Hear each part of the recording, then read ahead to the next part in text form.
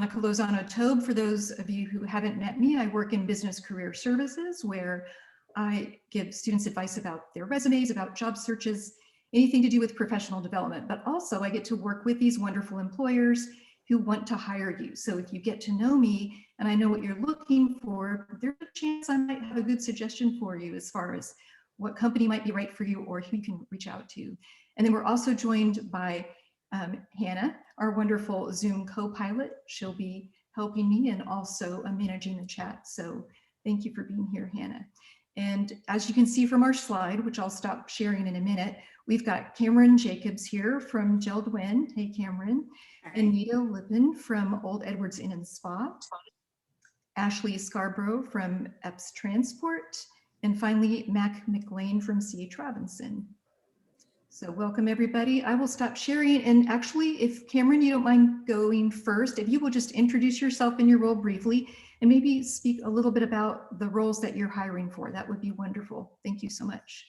Sure. Well, thank you so much for the opportunity. I am Cammeron Jacobs, and I work with JELD-WEN Windows and Doors. We manufacture windows and doors. It's a name that you may not have heard directly just yet if you haven't necessarily purchased a home or any of that. We sell mostly to our big box clients who are Lowe's, Home Depot, and Menards. And we have some business to customer sales, but mostly business to business. So, but I am the University Relations Program lead with JELD-WEN. Most of my job is to reach out to individuals such as yourself early in your career to help you to understand a little bit more about opportunities that we have available, but also just to be a resource. So if you need any resume prep or resume enhancement or interview prep, anything of that nature, we like to, offer ourselves as resources. So I'm very excited today to have a chance to chat with you all about, additional things that you can do to kind of set yourself up for success. We are currently hiring for our early career rotational program, which is a 2-year rotational program with 6 different functions. So IT, operations, HR, finance, commercial, and engineering.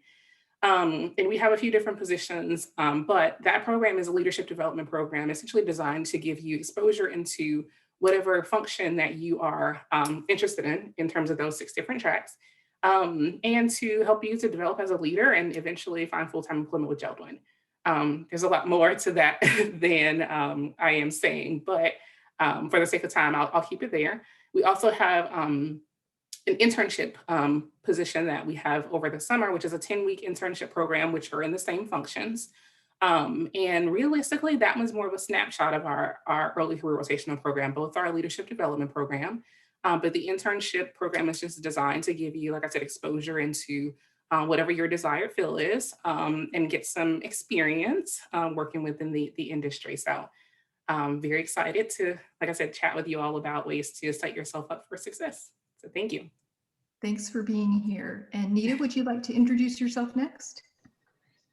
Hello. For those of you who saw me yesterday, my name is Nita. I work for Old Edwards Inn and Spa. We are a luxury resort. I am one of the human resources managers here, and I've kind of taken the lead on our recruiting and U.S. interns. Our property is kind of divided between international students and U.S. interns, so we definitely love to have that culture of belonging and diversity within the company. So we always love to look for people who are open-minded and flexible and just open to any opportunity at the property. We're currently hiring for internships, but also for actual summer job opportunities. So if you're looking for maybe some quick cash just for the summer months, we're definitely hiring for those in our banquets department, our food and beverage department, and our spa department. If you're looking for maybe a longer term internship going into leadership, we do offer managers in training program that is only open to our current employees or interns who have been with us. And it takes you basically through the very beginnings of line level staff all the way through the upper management to the directorship programs. And it's a year-long program that's offered as a salary as well. So it's a great opportunity for those seniors who are wanting that first time job and kind of wetting your toes in that field. It's a great way to kind of get in the door with Old Edwards as an intern or as a former employee. And we are Relais Chateau property, and we span over 3 different areas, including Glen Cove, which is our golf course and new residential area, and the Old Edwards Club. And then we have Half Mile Farm, which is more of our bed and breakfast, a little bit more laid back. And then we have 200 Main. So we have multiple opportunities throughout all of the hospitality industry within our property. That sounds wonderful. Thank you, Nita. And Ashley, would you like to introduce yourself now? Absolutely. So I'm Ashley Scarborough. I am the Talent Acquisition Manager at EPES Transport. We are the largest private truckload carrier in North Carolina. We have several opportunities. The biggest one for us right now is our career path program, Trainee. This program is a 12-week long program where you actually come start a full-time job with us. You sit with everyone in the company. So accounting, finance, sales, pricing, you get an exposure to not only the industry, but how we work as a company. And at the very end of your 12-week program, you actually kind of get to decide what you want to do. We've got positions that are open that you could be interested in. We have added positions in the past, and we've actually created positions we've never had just based on the need of the company. We were purchased by Penske. I'm sure everyone's heard of them. We were purchased by Penske back in July of 2018.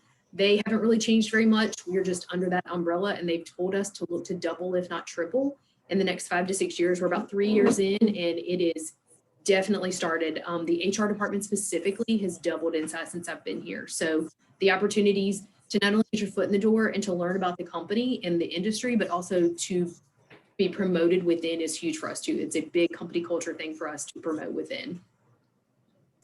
Thank you. Sounds like you've got great opportunities. And finally, Mac, would you please introduce yourself?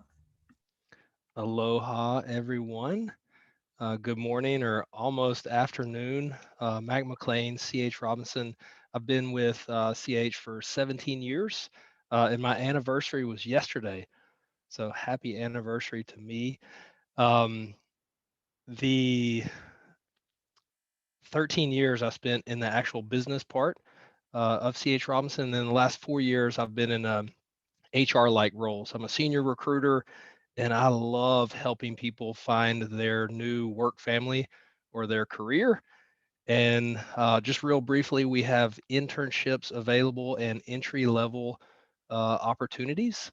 And so please visit the website there, chrobinson.com/careers, and enter your location and check all that out.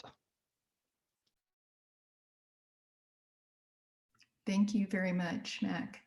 All right, so the purpose of this panel is to help students get some inside information so they know how to think like recruiters think. So my first question to you all is, what is the one piece of advice, or maybe the most important piece of advice you could give students as far as what they could do to impress a recruiter? And maybe Cammeron, we'll start with you.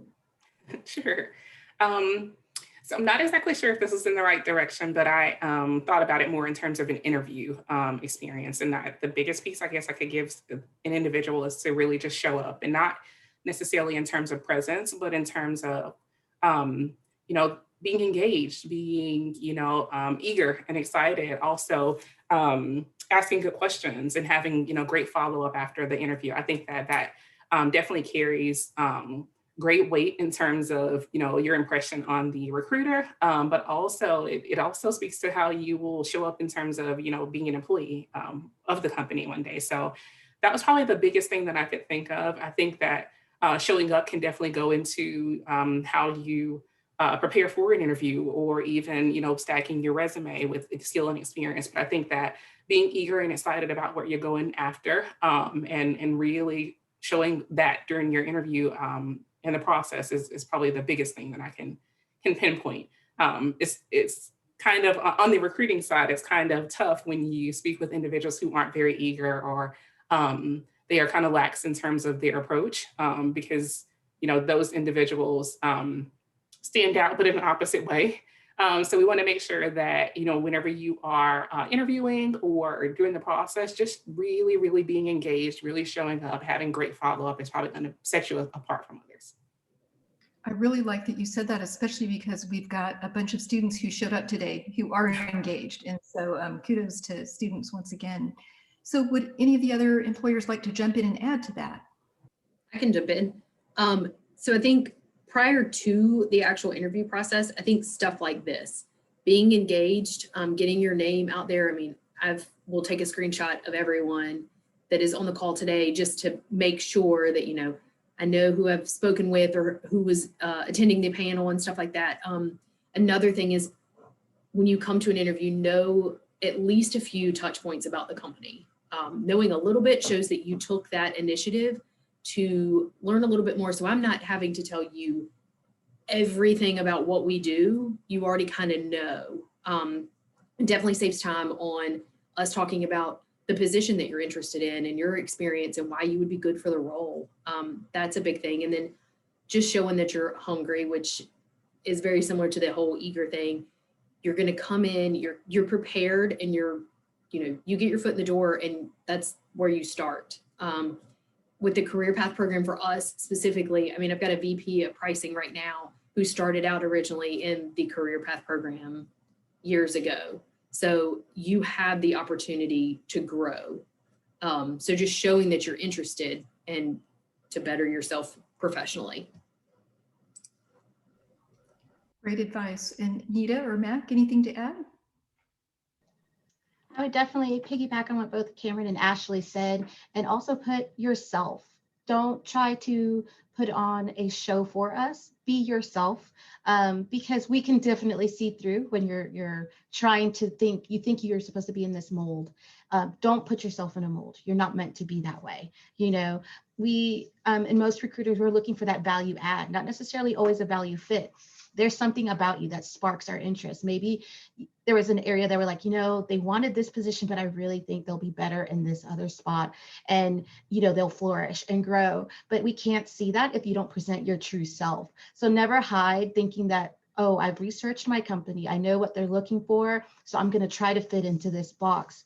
And then what happens is then you'll be unhappy, and then we'll be unhappy because you'll get comfortable and you'll show who you really are. And we're like, wait a minute, we could have so used you in this other department.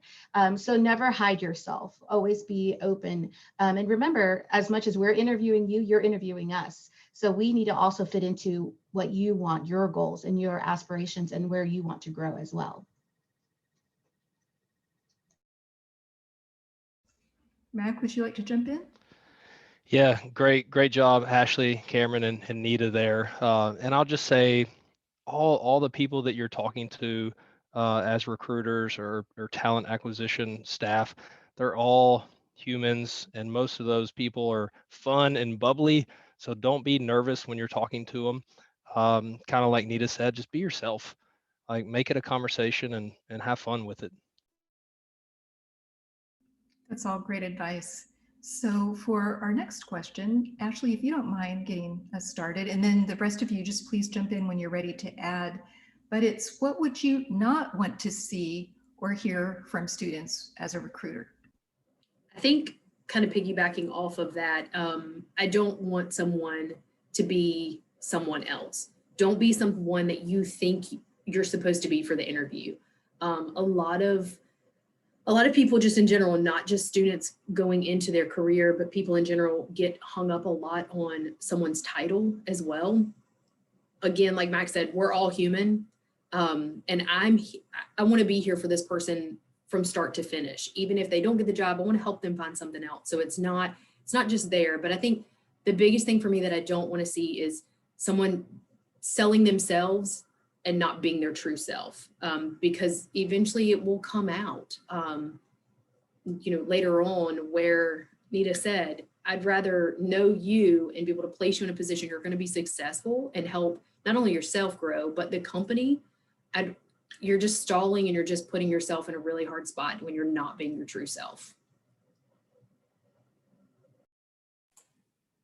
I will say one of the things that I hate to see, I hate to use the word hate, but it's a lack of confidence. I think we as recruiters or managers know that you don't have all of the experience that's necessary for a 3 to 5 year tenured job. But we know that you're new to the working environment. And I think it should be an exciting thing for you. I know it's very scary to go into interviews sometimes, and you can be a bit intimidated. But I would say don't. I think, it's just like everyone's saying, show up and be yourself, but also be confident in your abilities. So you have great character traits that can transfer over from, school or your own personality into your new role. So be very excited about that. We aren't comparing you to others, that have been, tenured, or whatnot, but we just want you to be excited about the opportunity and be very confident in what you can bring to the table. And I think that definitely transfers, and we can feel that in interviews. So I would say, just be very confident. Don't show a lack of confidence. I Yeah. think they said before, it's very much so we're interviewing you for the position, but you guys are interviewing us too. Mhm. It's a two-sided situation. It may not be a fit. It may be a fit for us, but it may not be a fit for you. And that's where you really get to, make an adult decision if it's right or not. Yep. And the same with lack of confidence. I've seen overconfidence, people coming in. So you got to balance that confidence. But one of the things that I don't like to see is bad mouthing a former employer, even if they deserve it. So sometimes they deserve it. Just refrain from that if you could. I want to see a positive attitude, not a negative one. And then less vagueness and more specific, or as specific as you can be with your answers. And then one of the things I like to see is people who want to be at our company, at least midterm, not if not long term, and not just using the opportunity as to take it and get somewhere else. I definitely agree with everyone in that. I just wanted to add also, don't try to script your interview. Sometimes I've had a couple of recruits who are like, oh, I'm just really bad at this. It's a show. Think of it as being in the orchestra in a symphony. Nobody ever knows what the music is supposed to sound like. They just know it sounds beautiful. So just have confidence in yourself, as everybody was saying, and try not to necessarily script it. Know your bullet points, but if you miss one, don't verbalize it. Don't show that aspect, because we know as recruiters, you are in this process. You are in a learning curve of what is expected in an interview. You'll get better every single time as you go through all of these recruitments. So just be confident in yourself, but just don't script it. One, because it shows you're very stiff and not as engaged, but also then you will feel that you're not confident because you missed something that you were hoping to speak about. It may come naturally in the conversation or organically as you go through the recruiting process. Great answers. And I wonder, just to follow up, if you all have any tips on how students can feel more confident. Is there a secret to feeling confident? I think it's something that you gain doing interviews and stuff. And I think the biggest thing for me is the mock interviews, or once you make a connection, and maybe you guys know some underclassmen that would, or you are an underclassman, but start early, get comfortable doing the mock interviews, get comfortable.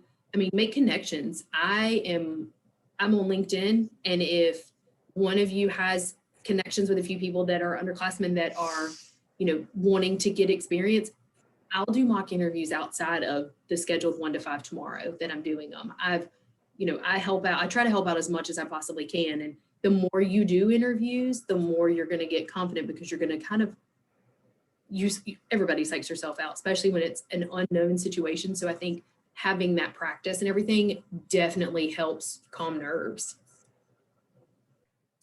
I would agree. I was going to say mock interviews, but also preparation. So a lot of times now, employers are using competency-based interviewing for early career. So that means, behavioral-based questions. So if you can just maybe get an idea of a few behavioral-based questions, you can just Google them. And just try to have answers for those. So just prepare for at least some behavioral-based questions. And then the rest of the conversation typically just kind of flows after that. Like if you're being yourself or you're just kind of being relaxed. But I think if you prepare for at least a few behavioral-based questions, then you should be able to kind of build off of those answers too.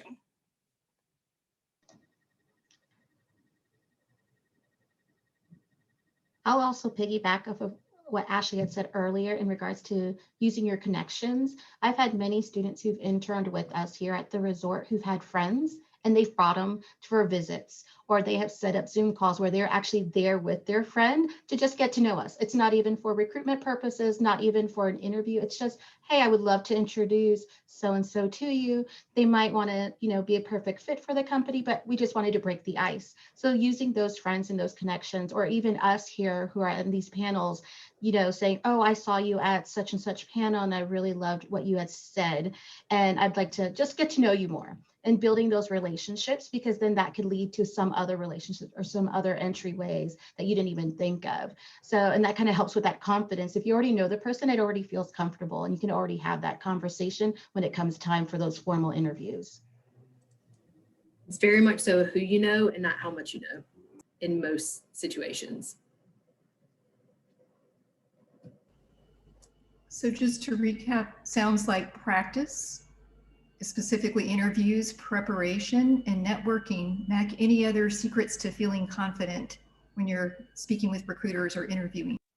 I think they nailed them. The two that I was thinking of was just getting some practice, doing interviews, and then being prepared. I think that'll help make you more confident. And of course, students, the fact that you're here now, you're taking advantage of these things, you're engaged, so you're probably doing the things you need to do to be more confident. But just remember, if you don't already know, that you can practice interviews with us in Business Career Services. We can help you with the STAR technique for those behavioral questions. And so you've got a lot of support in the College of Business. Take advantage of that. And if your friends need that help and don't know where to go, let them know. So for our next question, I think I'll ask Ashley to start with this one, if you don't mind. And a lot of these questions are similar to some of the ones we've asked on other panels because there's some recurring themes. But as a recruiter, when you are screening candidates, do you look at a candidate's social media profile? We do not as a company. It is not something that we've done in the past or base decisions off of that. I will say, kind of tagging off of yesterday's conversation in the panel that I attended, definitely be mindful though, because we may not check it beforehand, but there's going to be a lot of people that you're going to work with very closely for many hours a week that are going to want to connect with you, and just being mindful of everything that you have on there. They're going to have access to see pictures. They're going to have access to see things that you've liked and things that you're, status updates and stuff. I am not specifically on Facebook, but I have heard, because I'm in the HR umbrella, issues that have come up as far as, someone posted something or liked something or shared something after hours, not during business hours at all, but it offended someone they worked with. And then it was brought into the workplace. I think that's the biggest thing. If you're going to connect with people that you work with, it's fine. Just be mindful that what doesn't offend you or what you take one way, someone is going to potentially take another way. But no, we do not check that stuff. But we do have a company Facebook. So there may come a time where we're going to eventually do that just because social media is so big. But right now we do not. Yeah, I'll just jump in and say that it's not something that I actively pursue, but inside of our system, a lot of people apply through LinkedIn. So the LinkedIn profile pops up immediately, and that is something that I take a look at if someone applies with LinkedIn. So LinkedIn specifically, I haven't gone into any of the other ones, the Twitter, the Facebooks, or anything else, but I agree with Ashley. I think you got to be careful. And if there's something that might not look professional, just put your settings to private and leave that piece of social media private where employers and people that can make those decisions can't see it.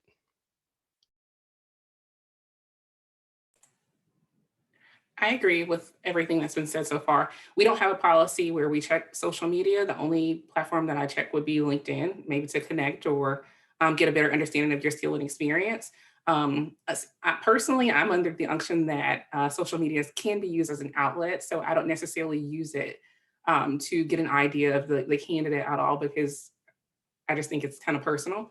But we have had managers in the past previous employers, I've had managers in the past who have just taken a quick glance at a social media profile.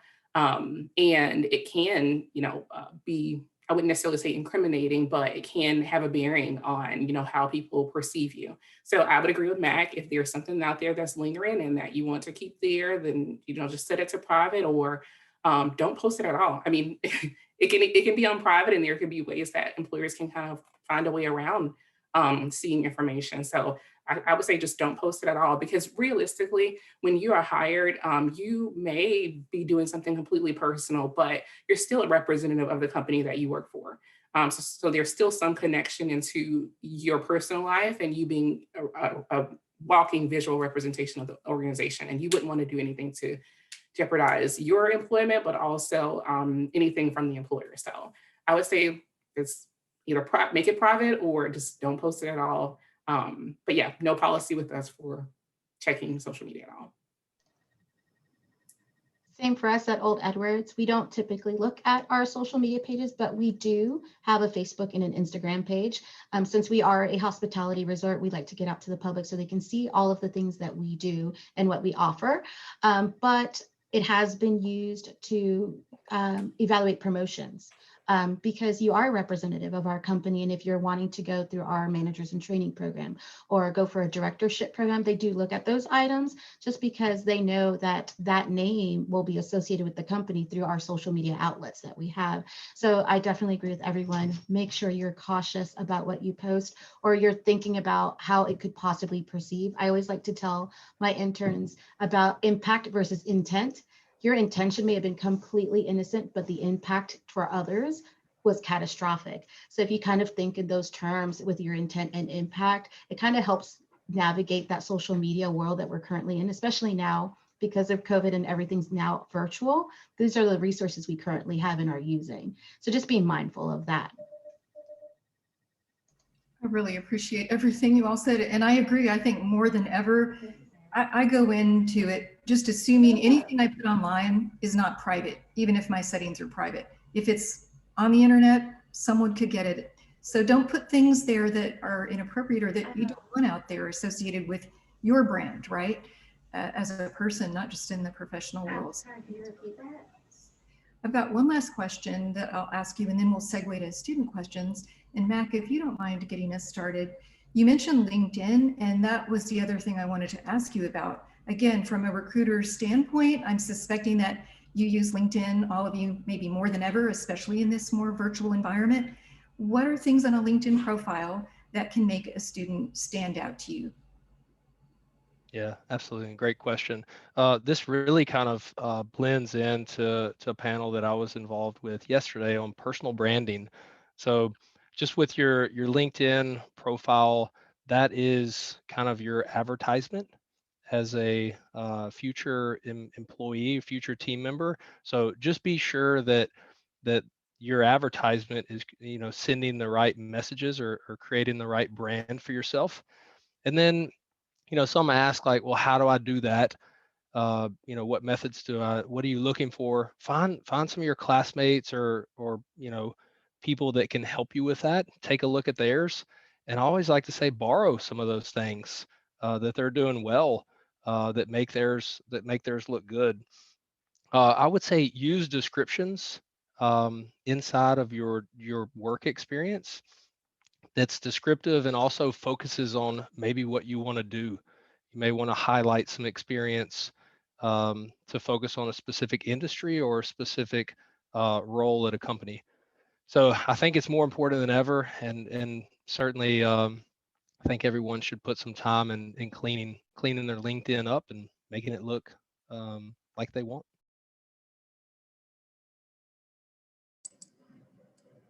I agree. I would say make sure that it's up to date. I love to see different clubs and, fraternity, sororities, whatever, athlete, whatever it may be. I love to see how involved someone is. It gives me a big insight onto how, kind of a little bit about them, their personality, and just how involved someone's going to be in the work environment. And professional pictures, please. I've had a lot of students connect with me recently, and some of them do not have a professional picture at all. It's almost like a Facebook profile picture, as professional as you can possibly be. I'm not talking 3-piece suit, tie, all of that, but not a selfie being taken from above or something like that. Just making sure, this is your online resume. This is my insight to you because I don't check your Facebook. So it gives me a little bit about you prior to me actually having an interview with you or something like that.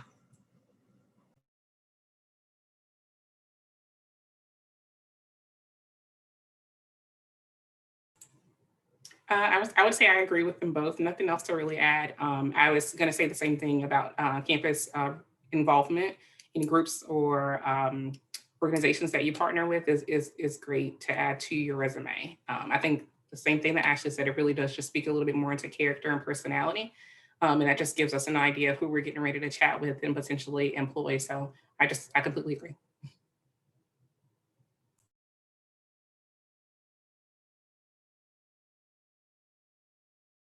So one LinkedIn question to follow up. How important is a photo?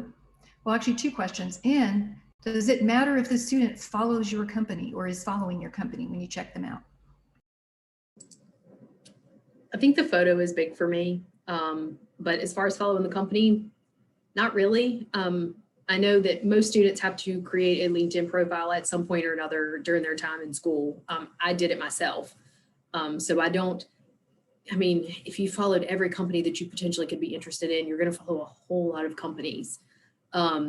If you do want to get a little bit of insight about the company, that's probably a really good resource when you're right before you're going to interview, if you want to start following that company. But I'm not going to look to see who you're following.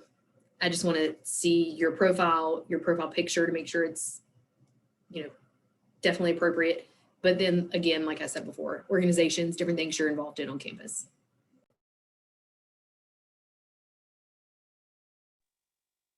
Yeah, I just want to see, I like seeing a smile in the picture. It looks like the individual's happy and positive. So that's something that's important for me. And recently I talked about it. There was a candidate that I interviewed, and it was the most fun-loving, bubbly, positive personality I've ever seen. But the LinkedIn profile, the picture was just not smiling, just kind of stone-faced. So it didn't match, and I asked him to change his photo for me. But yeah, and then as far as following, I don't look at that. I think it's important if you want to learn more about the company that in some cases that you follow them, and that's a good way to do that. All right, let's segue to student questions. So students, this is your chance to raise your hand. I'll ask Hannah to call on you when she sees that you're wanting to ask a question, but what burning questions do you have for these recruiters? This is your chance to get some inside information and pro tips.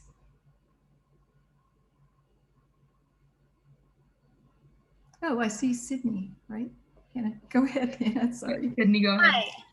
Hi. My question, I guess, is for really any of you, but like since COVID's really brought like any kind of interaction we have with recruiters and interviews, like to either over the phone or Zoom, like what's like kind of the first thing that you notice, good or bad, like in a Zoom setting or in a phone call interview setting?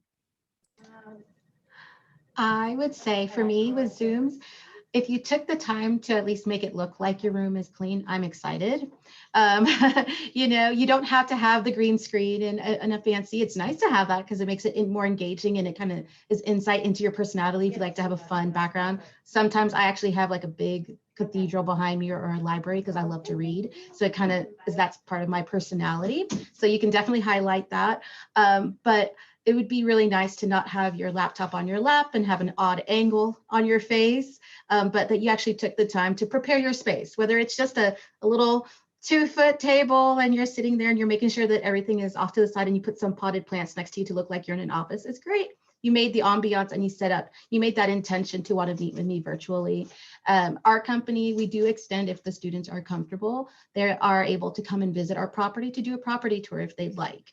So we do still have those available, but again, that's like an email conversation. I would love to see your property. I'd love to kind of meet you. Are you okay to that? If not, we can definitely Zoom, just kind of being open to those different opportunities.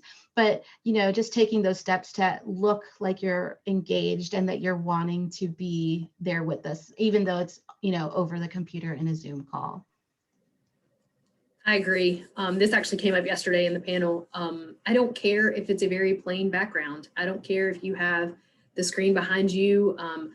If you're going to do it in a room, specifically your bedroom, if you're in an apartment, you have roommates and stuff, being mindful of your background, if it's in your bedroom, just making your bed up, not having a massive load of dirty laundry sitting behind you. Another big thing for me, and this is just from personal experience, be prepared. If it's an interview on Zoom, which like Nita, we actually have a lot of our interviews in person now. But if it's going to be a Zoom interview, be prepared. I don't want you in a 3-piece suit with a tie and everything, but I do need you to show that you at least attempted. I need you to wear clothes that are appropriate for an interview. I don't want you coming in a t-shirt or just come clothed, prepared. I've actually had an interview where a gentleman came with no shirt and it was embarrassing. So just be prepared. I will agree with all of the comments so far, but I will add maybe letting your roommates, if you have them, or people around you know that you're actually interviewing. I've had a few interviews recently where there's been like people popping in, or there's been like extra noise. And I think that like is, while we understand that we're working in a virtual setting, we want to make sure that you still are professional. Like you wouldn't have as much information or much background noise if you were actually in person. So we just want to make sure that you're connected.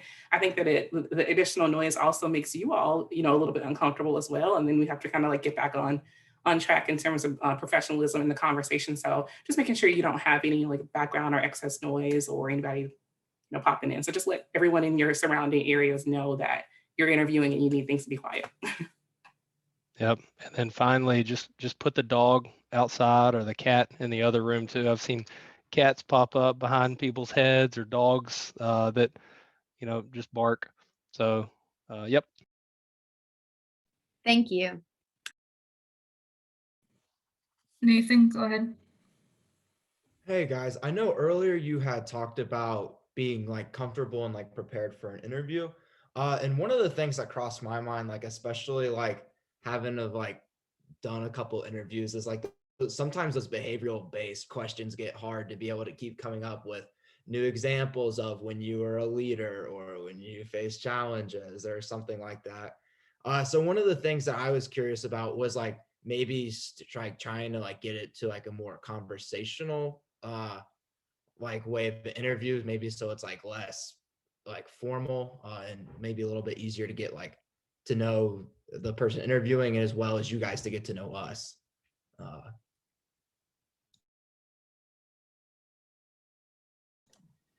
What was that question, Nathan? I'm sorry.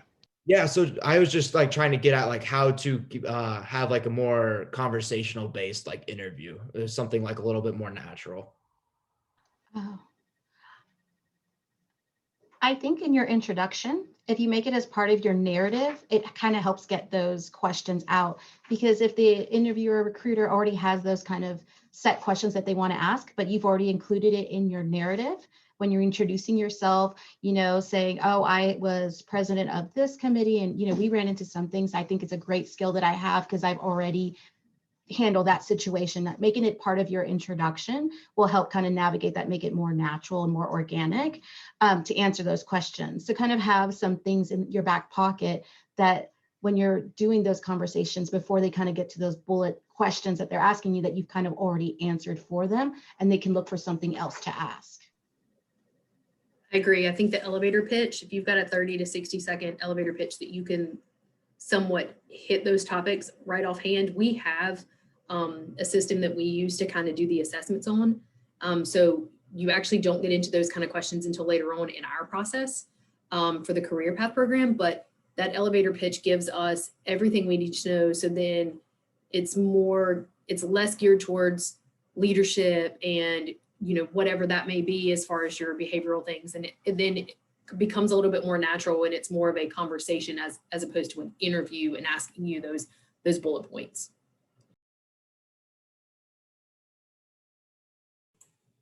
I would say tone also. I think you set the tone also in terms of like how you start the conversation. Like if you're really excited whenever you answer the phone, we're more prone to say, oh, nice, how are you? Like, let's, kind of have the additional conversation or friendly conversation.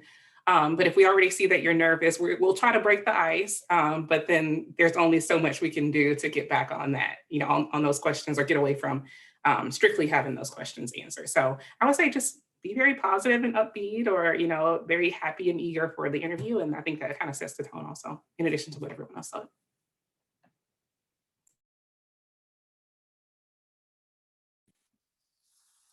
Carter, go ahead. Hi, thank you. I was just wondering, is it okay to draw on past mistakes and maybe lessons learned from past mistakes, or do you think that we as potential employees should stay away from negatives?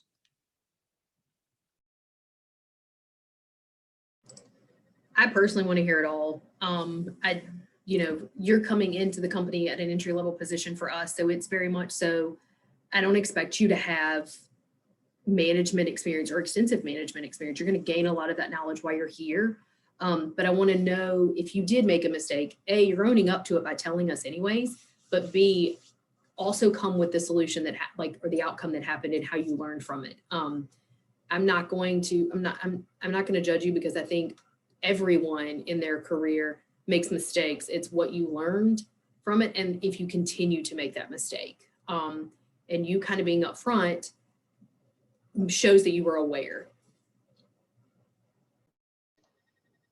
I completely agree with Ashley. Having that growth mindset is always a great positive to have in your back pocket.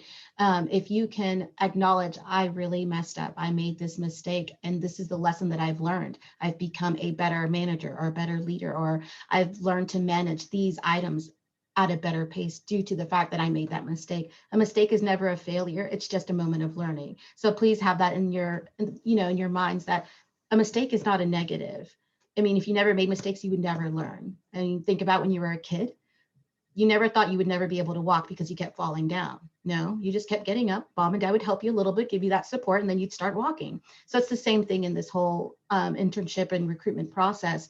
Knowing that you have learned and you're not repeating those mistakes, and that you have now new tools to complete any job that you're interviewing for, it's always a plus to any recruiter or any interviewer.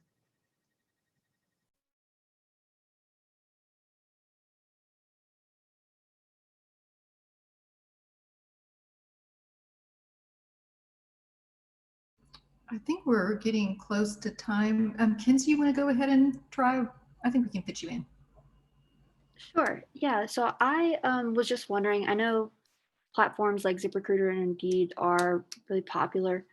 It's easy to get lost in all of the jobs and even all the resumes on there.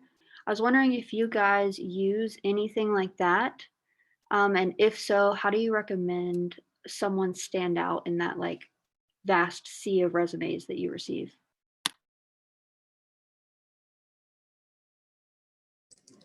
So we use all of the platforms, Facebook and everything. I think the biggest thing for us is Handshake. We do a lot of stuff in Handshake for students specifically. And our contact information's in there, so asking questions and stuff too. As far as standing out, for an entry-level position, I don't really need a huge 4-page resume. I want, especially for an entry level, I want to know certain specifics, and then you and I can have a conversation after that.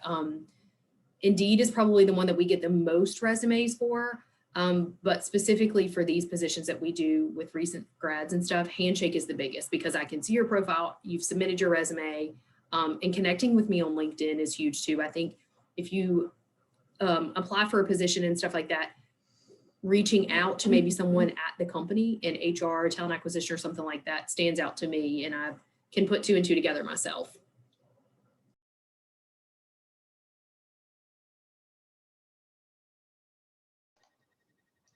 I definitely agree with Ashley as well. We use all the platforms, Facebook, Indeed, we have ADP. So I always love it when I get a personal email, where it says, hi, my name is Kinsey and I just applied. Just wanted to let you know, here's a little bit more about me. And it doesn't have to be a whole paragraph or a whole narrative. It could just be kind of like a flag to let me know that, hey, your resume came through.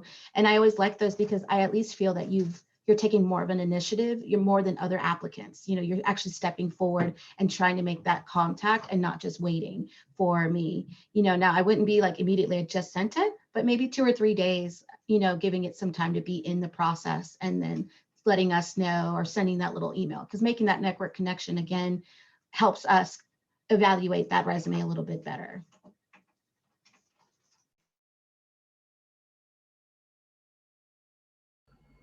All right, Hannah, would you like to take over and we'll award our prizes to 2 lucky people. Thanks again to C.H. Robinson and EPES Transport. Yeah, so I'm going to go ahead and share my screen. And during the course of this session, we've been putting in all of your names into this amazing wheel of prizes. So I'm going to spin the wheel twice, and I ask that if your name is selected as the winner, please message me privately both your email address and your physical address so we can get you those prizes. But we're gonna go ahead and get started.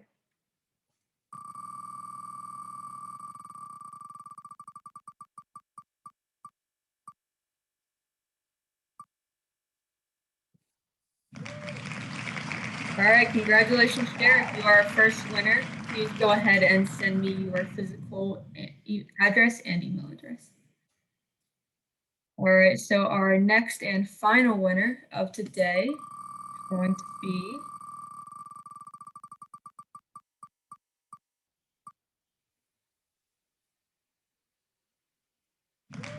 Alexis. Congratulations. Please go ahead and send me your email address and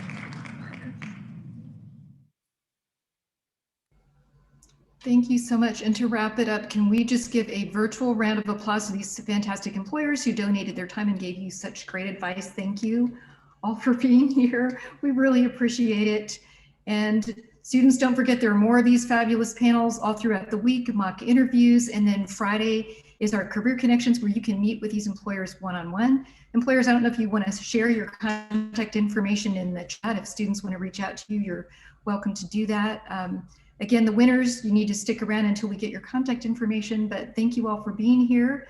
We really appreciate it. And we'll see you at the next Walker Spring event. Thanks, everyone. And I also put my LinkedIn just in case you guys want to connect. Thanks. All right. Thank you. Thank you.